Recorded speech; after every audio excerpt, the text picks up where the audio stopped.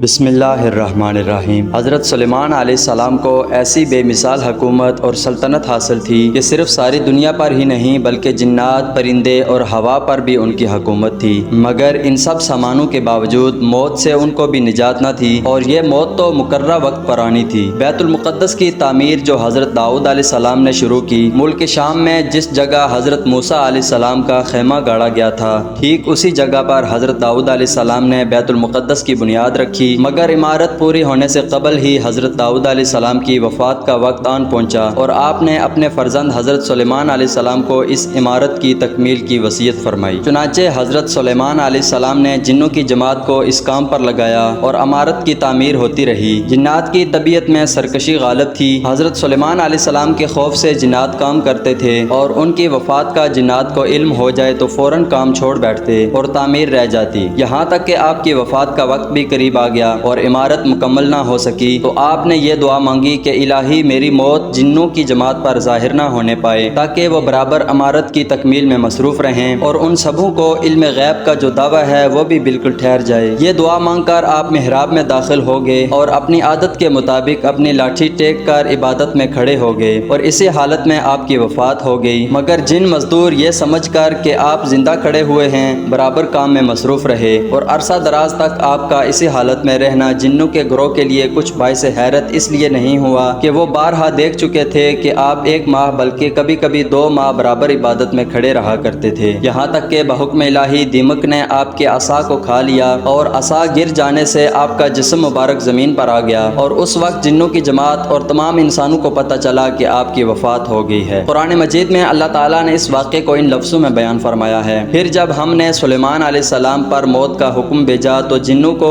ان کی موت دیمک ہی نے بتائی جو ان کے عصا کو کھا رہی تھی۔ پھر جب حضرت سلیمان زمین پر آ گئے تو جنات کی حقیقت کھل گئی۔ اگر وہ غیب جانتے ہوتے تو وہ اس ذلت کے عذاب میں اتنی دیر تک نہ پڑے رہتے۔